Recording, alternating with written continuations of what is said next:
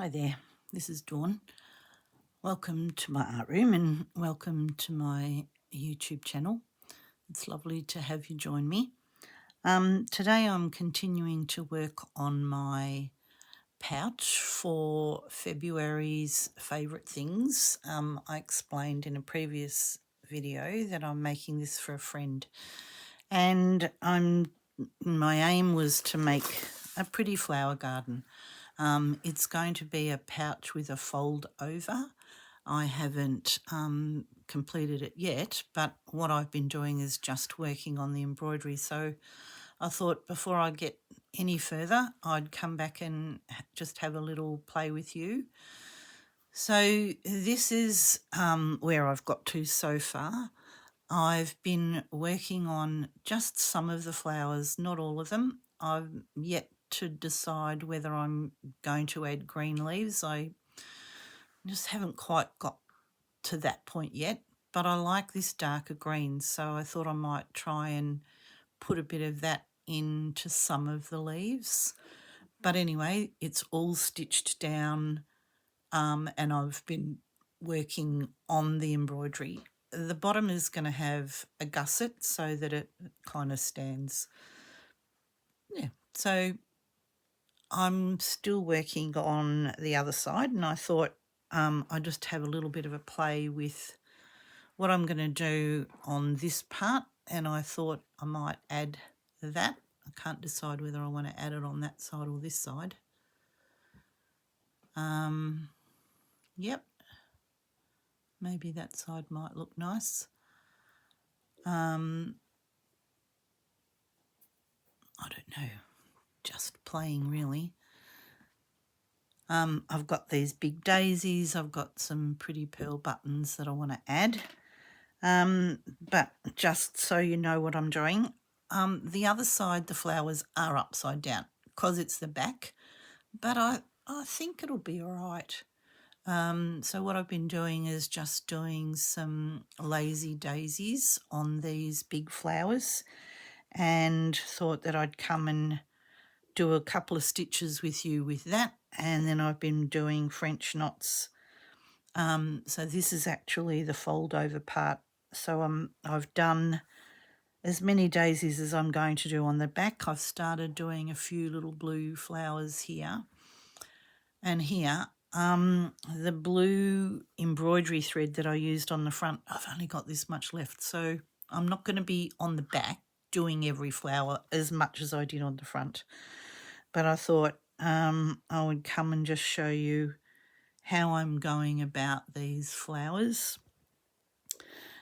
Because they've got a middle section, once you start doing the petals, every petal goes from a centre point. It kind of like brings it in and creates almost a natural centre. But I'm using a variegated wool for lazy daisies for the, not lazy daisies, French knots for the centres here. I'm doing them all the same in here too. So yeah, so that's what I'm doing here, but I thought I would share with you, for those of you who might be new to some things. I had a thimble. Good, here it is.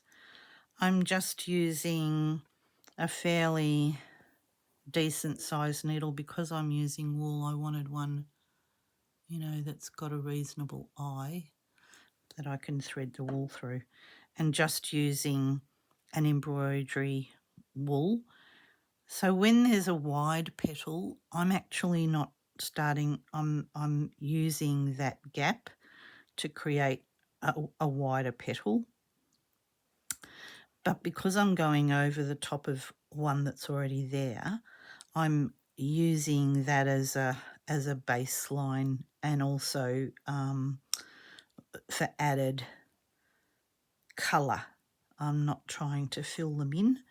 Like where I've filled them in there, I'm not doing that on these flowers.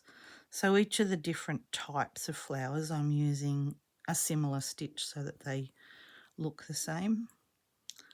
So yeah, I'm not sure if you need to know how to do a lazy daisy. I will do it a bit slower. So coming up at the top of the petal where it joins the centre of the flower, coming down and making a loop, go back to where that, hold the loop down here, hopefully you can see all right, go back to where the wool started and then come down to the point, the end of the petal there, through the middle of the loop, creating that loop and then going over the edge of that thread so that holds it down, and then back again. So when I'm ready to construct the purse, I'll have that in this video. So this will be the only other video. I just thought I'd do a little bit of stitching, come back, add it to this video so that you can see where I'm going with the embroidery and the embellishments. But for now, I just wanted to share this lazy daisy flower that I'm making. Because, like I said, because the colour's there already, it's adding to the look of it. I don't feel like I have to fill it all in.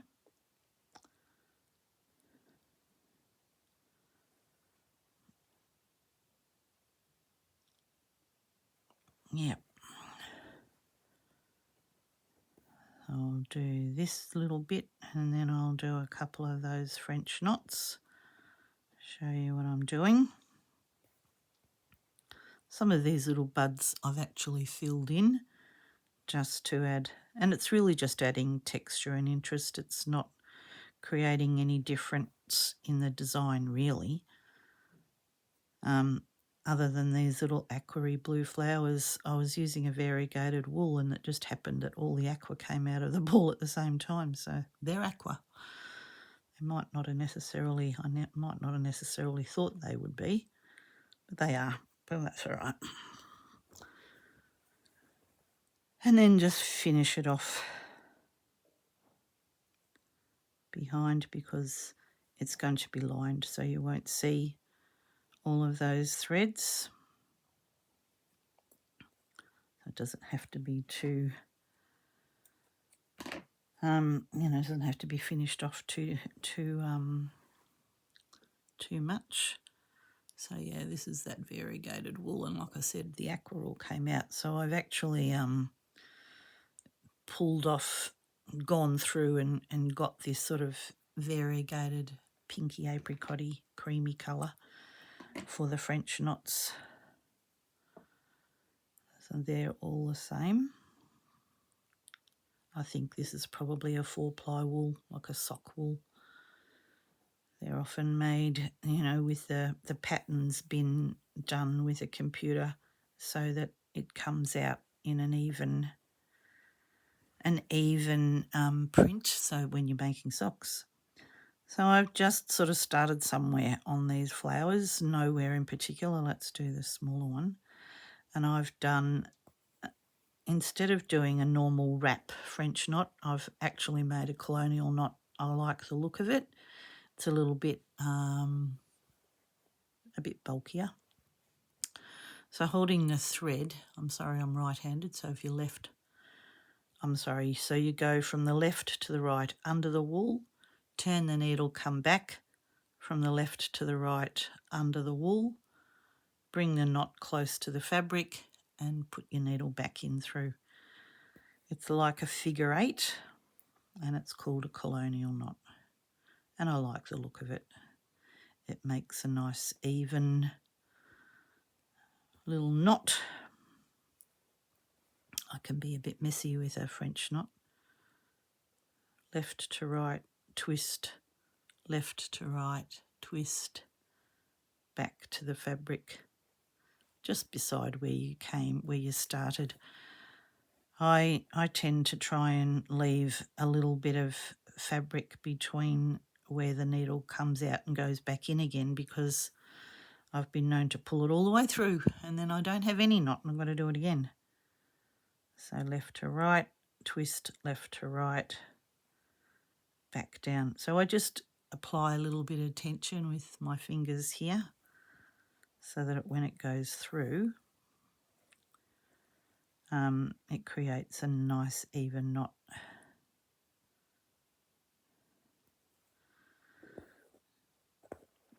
Okay, well that's where I'm at with this one. With the little blue flowers, I was just doing a filling like a satin stitch that I'll come back and show you when I get to that point.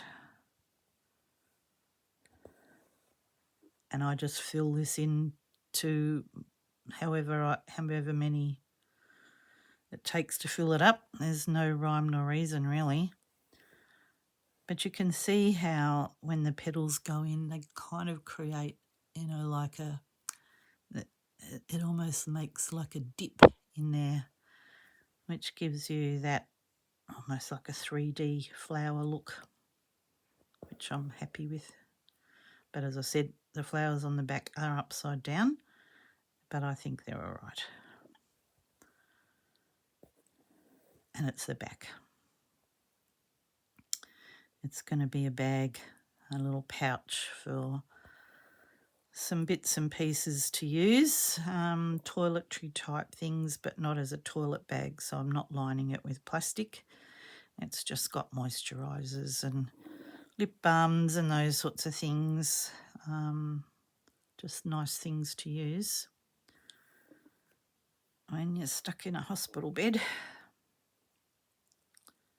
and you can't get flowers, as you know, visitors can't bring flowers, so it's nice to have flowers in the room to brighten it up. So I'm hoping that because this is a fairly decent size that it will do that. It'll bring some joy. As I said in the previous video, this is a pouch inspired by Kate from Kate in the Nest, who's doing a pouch a month. And she goes through her ideas of inspiration starting points. Cool. I think that probably looks perfectly okay, and the variegated wool helps the look of that. And I'm just carrying the wool across from underneath, straight across. It's not going to get in the way of anything. As I said, it'll be lined. So, yeah, cool. All right, I'll leave you with that one for a minute because there's probably another day's worth of embroidery on this. It's just, I always think that things are never going to take as long as they do, and then I get a bit carried away with the embroidery, and I'll just do a little bit more, and I'll just do a little bit more, and before I know it, there's another day gone by. Good. Okay. All right. I'll put you on stop and I'll be back very shortly. All right. I've continued on my embellishment and this is my last little bit of video for that. Excuse me. I really like these little blue flowers and unfortunately I've run out of thread. I've done as much as I could with the thread that I had, but I really like it. So I'd like to do a little bit more on the back because, yeah, I could only do that much and then I ran out of that thread and it was a dyed thread and I don't know where I got it from. By the time I went and found it in a shop, it's another week. So I went looking through my stash and I found some threads that I thought I could combine, which will give me a bit of variation, a bit more interest other than just having one plain colour. So these are the three that I've picked out. The numbers are there. This one is possibly a hand-dyed one, so I don't have a number for that one. So I thought I'll just show you how I'm going to go about that. These were 3 strands, so I'm going to pick one of each of these. I had some of this already. You know, it was already split, and I'm just going to pick them. I don't need heaps, I don't think, but all right, those 2 are all right. One of each, and there's 2 sitting here. And they'll become more difficult to see probably. You'll see them in a minute when I get them done. But yeah, this is, I just thought I'll share with you my how I'm resolving that last little bit. I've also done some green leaves, not a lot, short of actually. All right, so those 2 are almost exactly the same length. So this one I'm going to cut to the same length. Nice, not want not.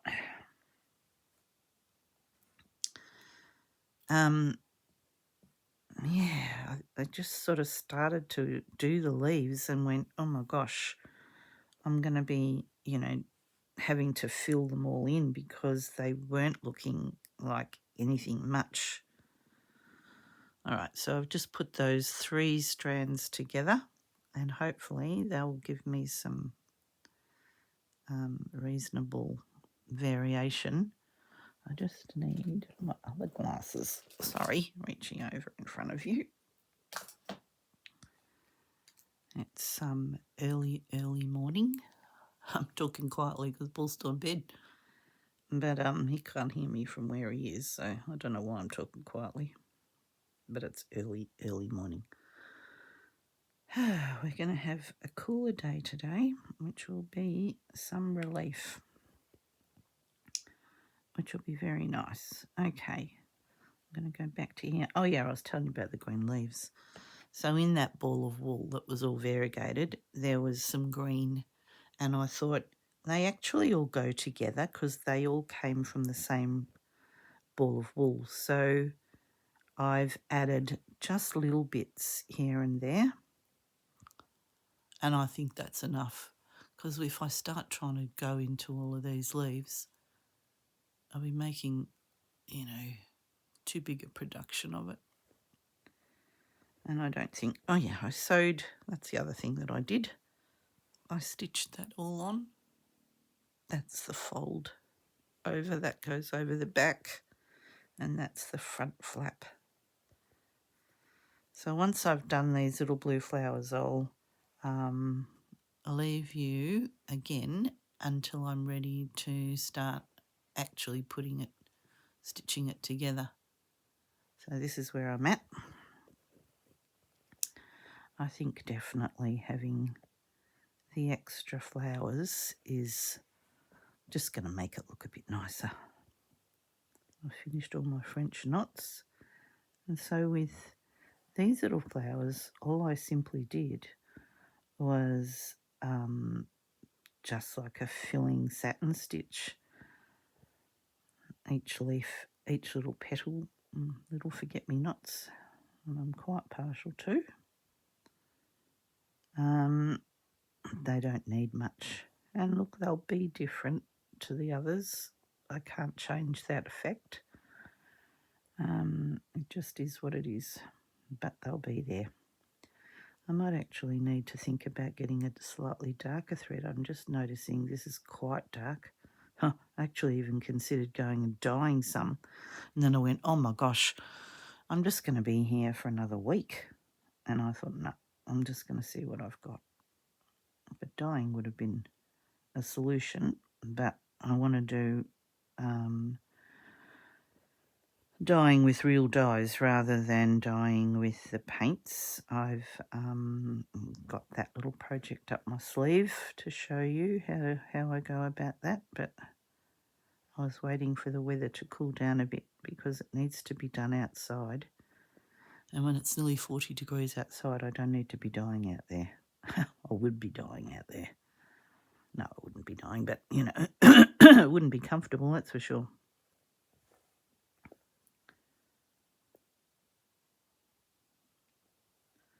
Hopefully these 3 threads, so you can see what I'm doing. I'm sort of like going backwards and forwards just to try and keep the shape a bit. But I think having the different colours just gives it that bit of variation, makes it a bit more interesting. So yeah, so rather than going straight back beside it, I'm going off on an angle. If I can get the needle through. Just a knot or something behind there. Oh, this doesn't want to go there. I've just kept the wool needle on. So yeah, so rather than go right beside it, I went a little way away from it and then maybe back through the middle, just to keep that arc shape. If you're just going straight, that's what'll happen. It'll just go straight. You won't get that nice rounded look. Come right up so you can see where I'm headed. Sorry.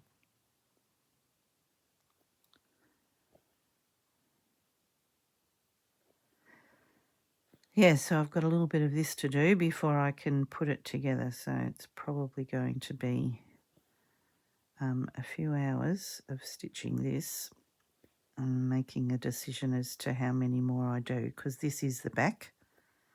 I keep trying to go through the knot, I think. Just a knot there. It's stopping it from being an easy situation. All right, well, I think you can see where I'm going with this little flower. Again, it'll have the little knot centres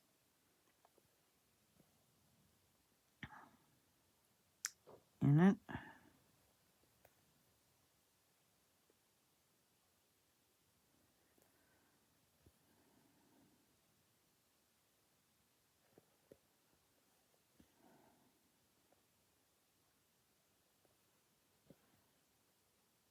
Oh, sorry, I went a bit quiet.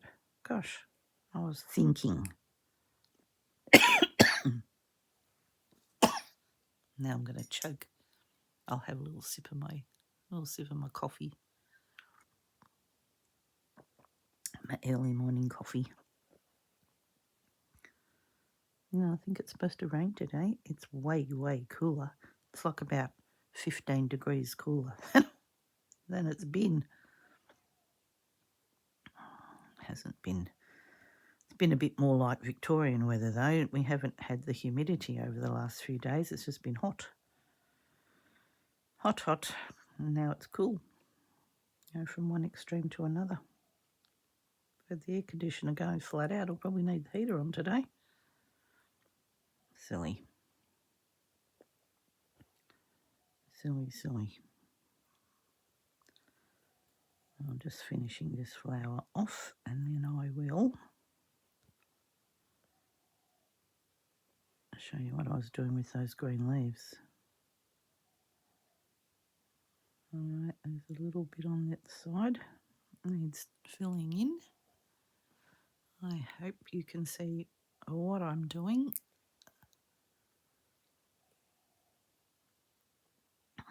And another little bit on that side.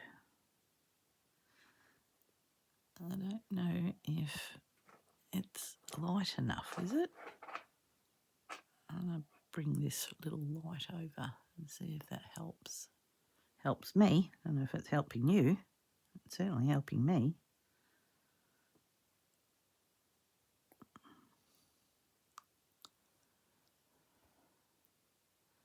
Yep, just that last little bit there. I've been debating about those mauve flowers. I just can't decide what I want to do. I've got a weeny little bit of thread in here. Might as well use it. It's only that much. No point in cutting that off, that's for sure. And I still need to do these bits. So I'm sort of coming up beside where I go in number one, protecting my thread, that's for sure. Although I've got a bit more of this one. I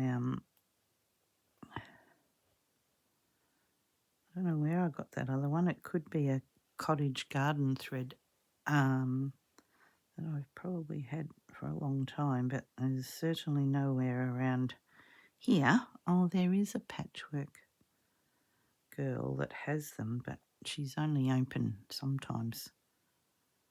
She's not open all the time.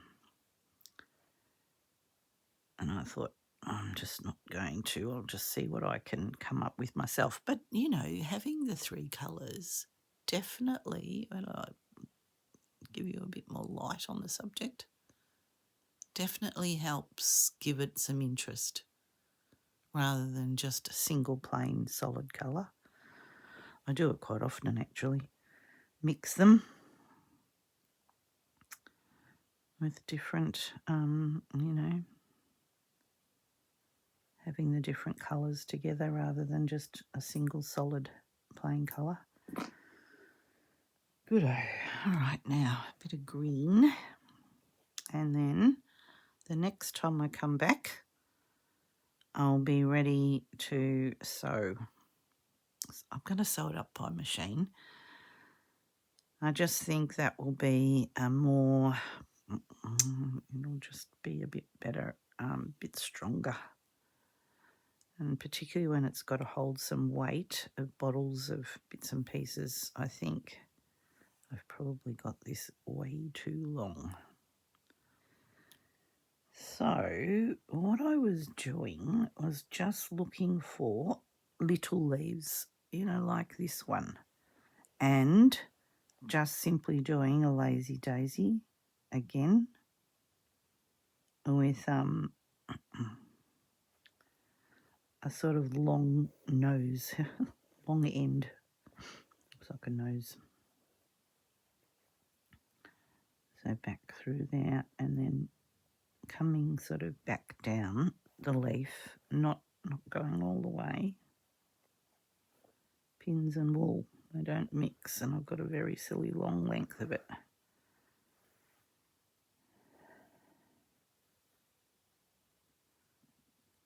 Oh, well, that hasn't got any green on it at all, that bit. Good. Oh, well, it's in there now. And because they are all the same colour, they go together. I'm going to carry the wool over. I'm not going to bother stopping and starting here. If it was any further away, I would. But I just look for these little leaves and add, and they do tend to sort of cluster together a little bit, which is good. So there's not sort of one leaf stuck out on its own, rarely anyway. Am I going to get any green this time? A little bit. And those little leaves tend to be around these blue flowers. There's a couple here that I thought I would do. But, you know, this is what I've been doing all along, is just going around and just seeing where I think I might add one. One here.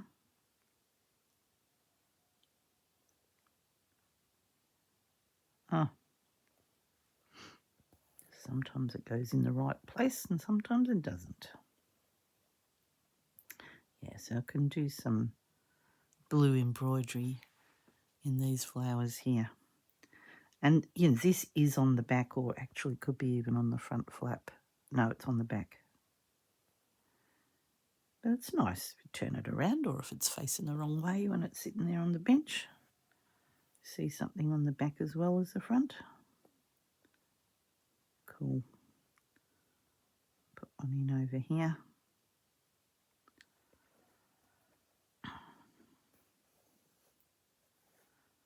So all I did with the variegated wool was wind it off till I got the colour I wanted.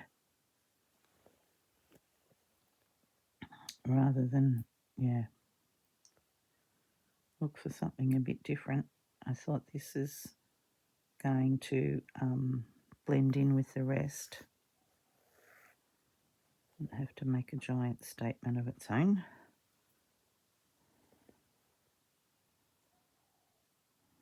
Okay, one more here, maybe two. And then these big flowers can just pale off into the background, really. They don't need to be have a major focus on them. Hopefully that's what they'll do.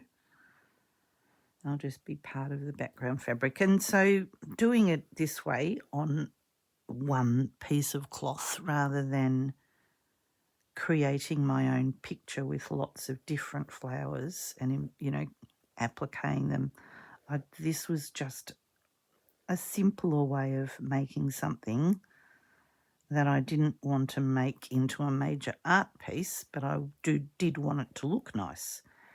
And so using the one piece of fabric and filling in just the bits that I liked. Mind you, I can tell you now, it's taken me about, I mean, it's not every day all day, but, well, it's Saturday today, and I think I started it on Tuesday. So I haven't done anything else. Good. I'm happy with that little bit of blue flower wherever he is there. That's, see, just blended straight in. And the little bits of green leaf that I'm just adding here and there, just as a highlight, really. Cool. All right, I'll be back to show you how I'm going to stitch it up. All right, back to you. Okay, I've finished all of my embroidery and I'll turn it over in a minute and show you, but I just wanted to talk through where I'm going about putting it together. So this is the flap, you know, that will go over the front of the bag. So there's that's why that space is there. So I've stitched down and I've just left, you know, a 1/4 inch because that will be where the lining's attached, and I've done the same thing there. And I'll show you what I'm going to do in a minute with that. I haven't got to the lining sorted yet, but that's okay. A little bit of stopping and starting. But before I turn it inside out, I was just going to show you how I box the corner. Still got buttons to attach. And yes, it's another day. I'm going to put a marker here, a pin, which is the fold, and do the same thing on this side. A couple of little scraggy threads still. And like I said, I want it to be a fairly robust thing because it's going to hold bottles and containers that will have, you know, stuff in them. And so now I'm going to just pull that out. So did you see what I did? All right, let's do it again because I sometimes do things quickly without thinking that I've got to show you slowly. So this is the bottom fold. I've put a marker in here, and with this side seam, I'm going to open it out this way and have that side seam in line with that marker so that I've got a triangle shape. And depending on the size of your bag and the size of the box as to the size of what you want this to be. So I've got my board here. I'm going to lay that straight edge on a straight line so that I basically get a straight line. That's the aim of the thing. All right, that's going down that straight line. And, you know, this is 1 inch, this is 2 inches. That's 2 inches is probably too much. So I'm going to go aim for maybe 1.5 inches box.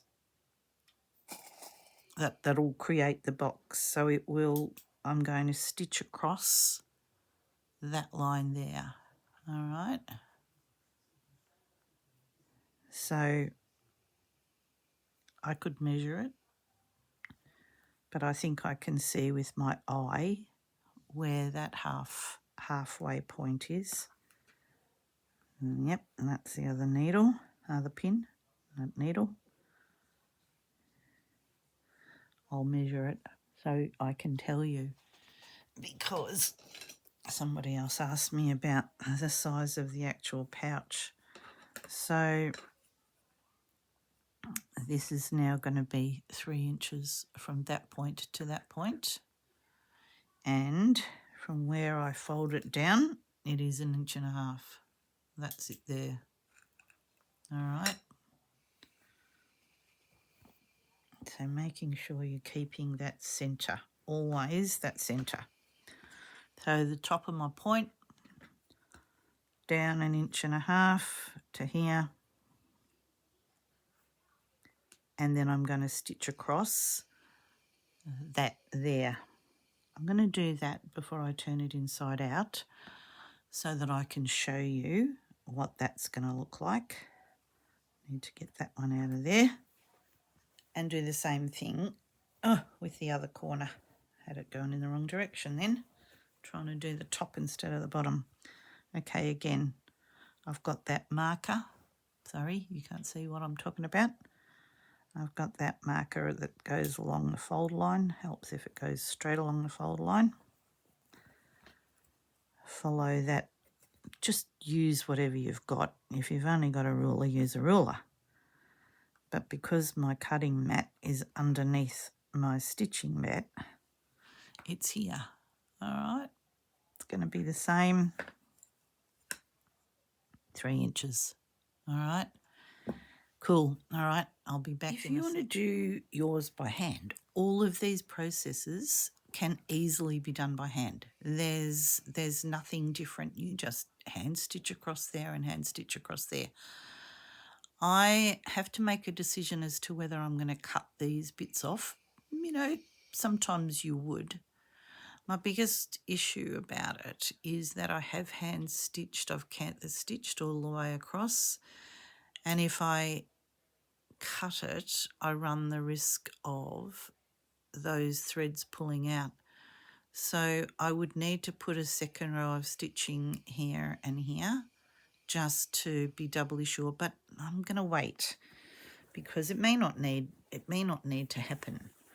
All right, so I'll pull this in now the right way so that you can, why don't I lift you up a little bit? All right.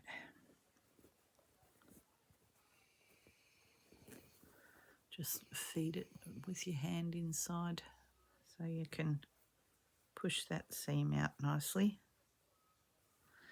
And you can see then it gives you that nice sort of flattish bottom, which is what I was looking for. I hope it will support the weight of the things. I think it will. I think it'll be all right because it's not, it's not meant to be like a box that it's just meant to be a nice soft little thing to have in your hand when you're looking for your lip balm. Cool. All right. So that's what it's going to look like. There's going to be lining in here, and take those marker pins out. They don't need to stay in there and create a problem. And then that will flip over like that. That'll be the little flip over. So what I finished up doing, I blended those threads and I did heaps more, and you can barely tell the difference, and it doesn't matter anyway because they're just where they are. I did a few more of those aqua coloured flowers. I didn't take the embroidery all the way down to the bottom. I didn't think that it needed it. This is the back, so it's got that little bit of lace doily there. I added a few more flowers because I thought there wasn't enough flowers on it. And my intention is to add some pearl buttons here. Not as a closure, it's just going to be a flip. And that's the inside of the front cover. So when you look in, you'll see that lining. It'll have a pocket, the pocket's stitched down. I did hand stitch that. I just went round the outside edge with an overcast stitch. And so now I'm ready to attach the lining to the cover. So what I'm going to do is I'm going to stitch, so the lining will go in like this. I had to join a few pieces because as I said, it wasn't the right size because it was only a fat quarter, so I didn't have enough of it to make the fold over. I'm going to box the corners on this exactly the same way. I can't really feel those things in there, those corner bits, so they might actually just be okay. Cool. All right, I'll get this pinned into place, and then I'll talk you through the process. I'll be back in a second. Okay, I'm getting there. I've had to do a little bit of creative maths work, if you like, trying to work out how I was going to make the lining fit the purse. And so what I've done is I've pinned it here, but down the side here I needed to extend the lining like at the back of the purse, longer than the front of the purse. So this is the back part, this is the front part. And in order for me to get my head around how to make that actually work, I just resorted myself back to good old-fashioned tacking. It's just so that putting pins and things in just distorted the view. So what I'm going to do is I'm going to stitch between the fold of the front flap, of the back flap, and the folded over edge of the front of the purse pouch. And so I'm going to just stitch between those lines there. And then when I've done that, I'm going to stitch those two edges together. So that's the flap edge and the front edge. When I've done that, I'll come straight back to you so that you can see where I'm going next. I've pinned it, so I know what I'm doing. I'm going to go down one side seam, down the other side seam, and I'm going to leave this, a gap here so that I can turn it inside out. But I also need to do those corners to make it a pouch. So I just need to make sure that I've left myself sufficient there. I'll also, when I come back, I'll measure it so that you can see what the dimensions were. The lining is shorter than the outside of the pouch because I haven't lined the inside of this because it's lining itself, so I don't need to do that. All right, I'll go and fiddle with those funny little bits and come straight back and show you how I'm progressing with it. Okay, back in a second. So I've done all of that with the lining. I've made sure that I've left that extension there, stitched it with the machine. I've machine stitched the top flap to the lining piece, did that little side bit as well, stitched the bottom, the front edge to the lining. And then when that was all done, just made sure that it was flat when I started to stitch it, so that I started my stitching close to that fold over, stitched down one side, stitched down one side, did that box fold. I stitched up a little bit of the side seam, did the box fold. I've left myself a gap and then continued stitching till I met that other side. So yeah, a little bit of fiddle, that's just because of the way that I did this, where I was, normally you might have the lining go all the way, and I didn't want that. The flap is its own lining. Now, what I was taught to do in my stitching life was to clip the corners. Just makes for a slightly neater fold. So just making sure you don't, of course, clip the stitching. I'll just do that now because we're about finished. Yay. I'm not going to clip those. I'm going to leave them. I think that they'll cope. When I've turned it inside out, if I really don't like it, I won't. I'm going to just clip this corner here as well. Gosh, I want some more fingers and thumbs. There and there. It just, when you fold it in, it just makes it sit flatter. All right, now for my little hole where I can turn everything in the right way.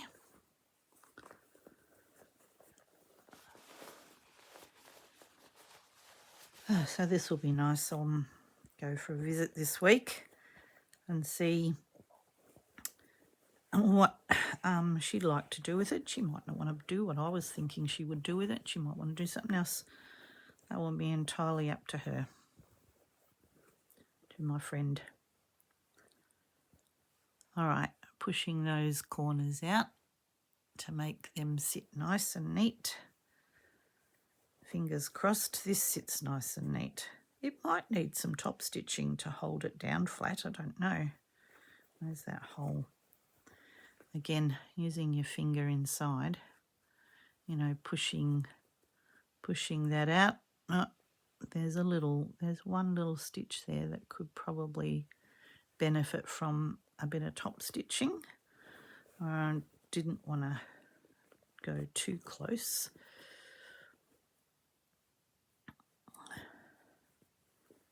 Good. All right, so what I'll do now, just to stitch that closed, is I'll just machine along there on the outside, inside, outside. Yeah, it's hard, you know, tucking over those little edges inside just to make sure there's no fraying bits. I'll pin it because I'm not going to do that with you. I'm just going to show you the end result of what it looks like, and you'll know that I'm going to stitch that closed.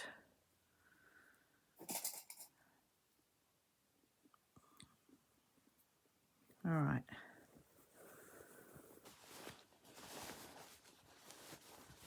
Everything can go in. And I'm going to give it a shake here beside me. You just can't see. You know, those corner bits, those boxy bits, I can't even feel them in there. They're not going to make the slightest bit of difference. And they might have if I'd cut them. All right, so that's what that will look like. I think I will give it a little top stitch just by hand, just to make it sit a bit flatter. Good, that's going to come over like that. I'm going to put, let me lift you up a little bit more. I'll move a couple of things out the way. That funny little light. I need it, but it's got a mind of its own. I'm not going to have a tie. I'm just going to maybe put a couple of button embellishments just to jazz it up. I don't know. I'll just think about that. I think I'll definitely top stitch that. I'll take the top stitching all the way around. If I stitch this down here, going through here is not going to matter. I'll just make sure that I don't catch the flowers in, but I think it will hold that down a little bit nicer. I'll give it a bit of a press and see how, well, can you bear if I walk away from you? It's just that I've got to make the iron come back and talk to me. Just so that just sits a bit nicer. Oh, I think it's not really awake. It just goes to sleep when I'm not using it.